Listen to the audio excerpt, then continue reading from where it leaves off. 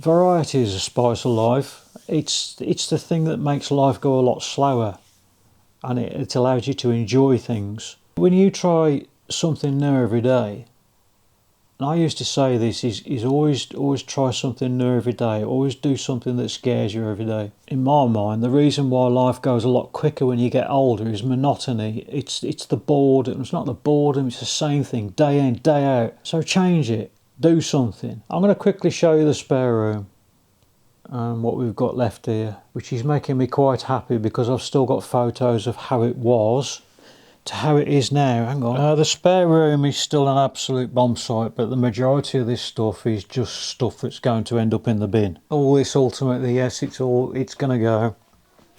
Whether I'll give it away, throw it away, I don't know yet, but I'll give everybody the chance to have it if they want it. Things like even the bloody liquidizer down there, that's got to go. Everything's got to go. Unless I leave it here for the next people. Fire extinguisher's got to stay. I love that thing. That was my lifeline. And then when all this is gone, I can start getting...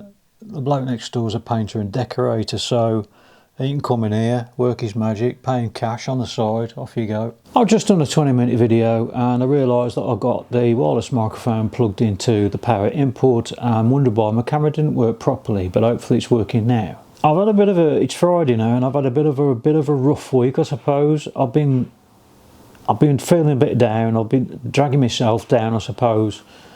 I went to the doctors on... Oh, it was quite funny. I was feeling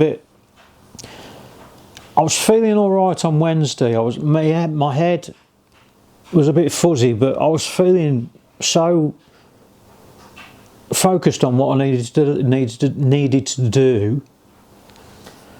My speech was terrible that day. But anyway, I went in the doctor's and I sat down and he said, because I have to go every 2 weeks now. And I sat down and he says, how are you? And I looked at him like that. I said, stop giving me tablets. The poor bloke didn't know where to look. He didn't know what to do. He thought we were going to beat him up. I did apologise. I said, I'm sorry, but I've had a really bad week. Anyway, the top and bottom of it is I'm off. Well, I've been off 2 days. I've been off codeine again. Oh, God, I could have kicked myself for starting the bastard things. So, I've done that. I've bought some heaters. I've got some 2 kilowatt heaters, which people don't understand is a 2 kilowatt heater is 100% efficient.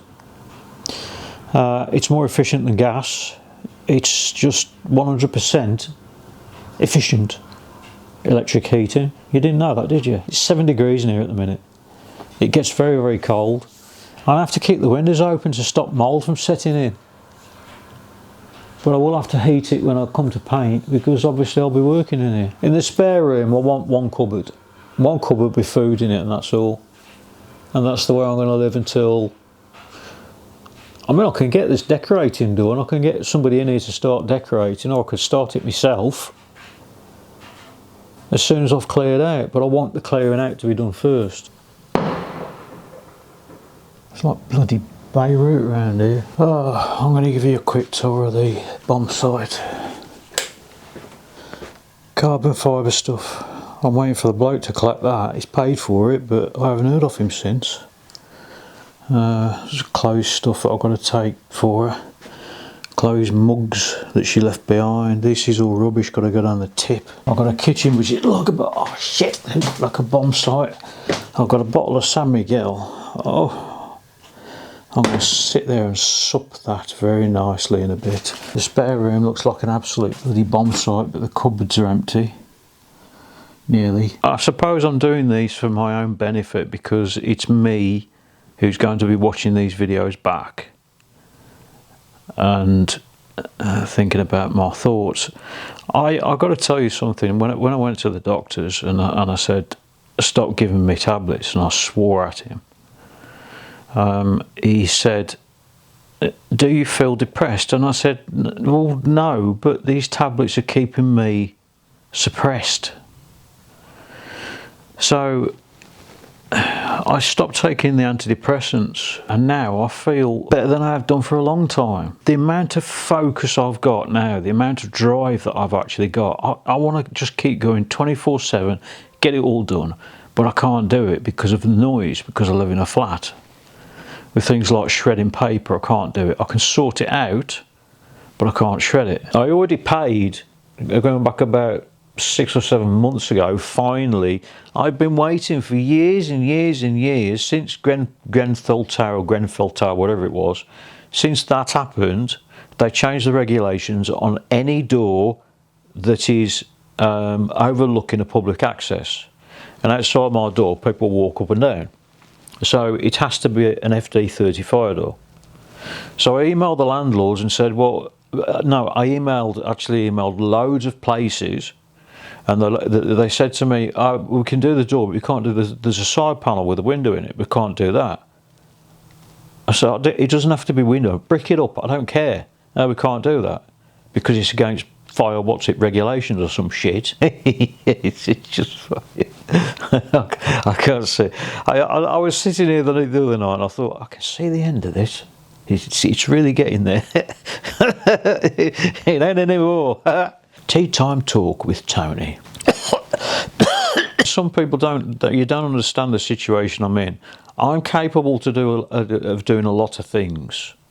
I can still get up a ladder, I can still paint, I can still lift things around, but I can't do it for very long. It's so weird living here now. No, it doesn't feel like I'm living here, it just feels like I'm here. And when I look round, I don't see my home anymore. And this feeling is getting stronger and stronger by the day. And it's so weird that I've been here 22 years now, and it just does not seem like a home. It feels like it's telling me to get out. It's quite horrible, really. Everything's so easy over there, so easy. But over here, bloody hell. If you go into a dealer's and say, I want a bike, ooh, really? If you go into any dealers anywhere in Thailand and you say, I want that bike, brand spanking new bike, within half an hour, I can guarantee that you will be riding out on it. If you do it over here, I want that bike, it's on the forecourt, even a second-hand bike, they say, oh, you come back next week. What? Why? I want it now. I've come to buy it. Why can't I have it now? Oh no, you can't do that. We've got to do PDIs on it. Why don't you do that for people, you dickheads? I bought a ZX7, right? And it was a week and a half from the time I paid my money to the time I actually rode it out. 1.5 weeks. Why? You can't see it. Hang on. I think you can just about see it in the corner there. The scooter, the FQS scooter, because Alan's bought it. Alan is a collector of mine, and he bought the DIY e-bike that I did when I did the build series on that, and then he bought the Crewmaster, which he's still got, and now he's buying the scooter, and he's buying the scooter for his missus to use along the seafront. That scooter, it'll do 5 mile an hour. It's not a problem, but if you open it up, obviously it goes like bloody stink. It's about just over 10 kilowatts. So I'm driving down to Gloucester, drop the scooter off. Alan's got a couple of problems with the other bikes. Number one, the Wi-Fi or the Bluetooth. 100 yards, turn right. He's got a problem with the Bluetooth on the DIY scooter because it's not communicating, so I reckon the module's probably come out. And also on the Crewmaster, he's run the battery flat on the, there's a fan that calls the BMS. Well, the battery that I gave him, that I said he does need charging, he's never charged it. Well, it's what, 2 years now? 3 years? 2 years. He's never charged it up, and he said the display went all funny and then it hasn't come on again.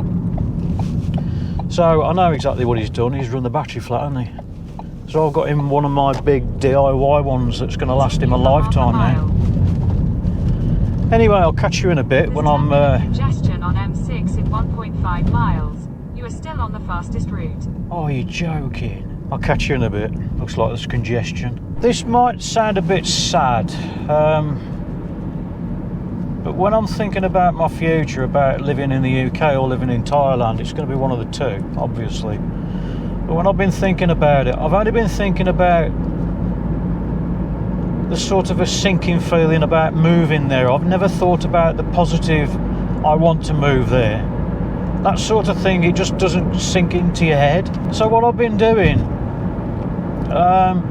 is I've got my own spreadsheet, and I'm writing down every time that I think about Thailand and what percentage out of 100 I am where I want to move over there. So like this morning I got up, the first thing I did was think about bloody Thailand, and I'm about 90% sure about moving there. I try and take everything into account, think about my mum and dad, think about my sister, think about Chloe, think about life in general over here and how shit it is, and then I think about the pain that I'm in, and then that boosts the score up massively. But that's what I'm doing at the moment, because I can't make a snap decision on this. So at the moment we're running at about, well, this morning it was 90% and it's 90% again now.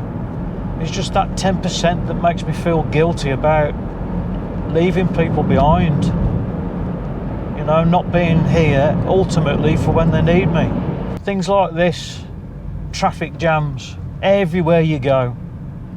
This does my head in. Got to remember to disarm it, because otherwise when you turn it on next, the red light will come on. Ah, okay, so that is important. Yeah, it has to be, the BMS has to be powered up before you arm it. 3 is the on, 1 is the off. Yeah. There's the trio lined up.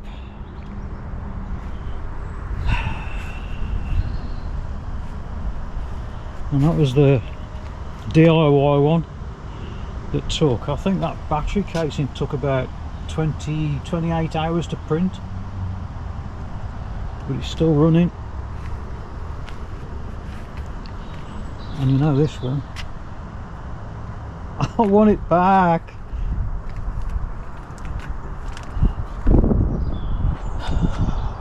I miss this so much. So we've got 82.4 volts, 99%. I put this made in the UK on because people say, oh, is that another crappy Chinese one? And I say no. Oh, Cremaster. This is completely made in the UK. Yeah. So we'll have a little wander around with them. This one gets a fair amount of use, and you can see that the tyre is Yeah, I noticed that. It's nearly gone. It almost needs a new tyre. Yeah. Probably this winter I'll put the new tyre on. Oh my god, I don't think I'm going to be able to move tomorrow, but I've dropped the scooter off. Alan's a very happy man. He's a fantastic bloke. He's one of the old school good men. You know, the people you can trust, that you know you can trust. If somebody's watching this and they think, well, I don't know why you're doing that, you're a dickhead for doing it, well, tell me. Please tell me, because I will appreciate you telling me. But you've got to say why. You can't just say you're a dickhead, don't do that. You've got to say why, obviously, but I would appreciate it if somebody would say to me, don't do that, because things are going to change for the better.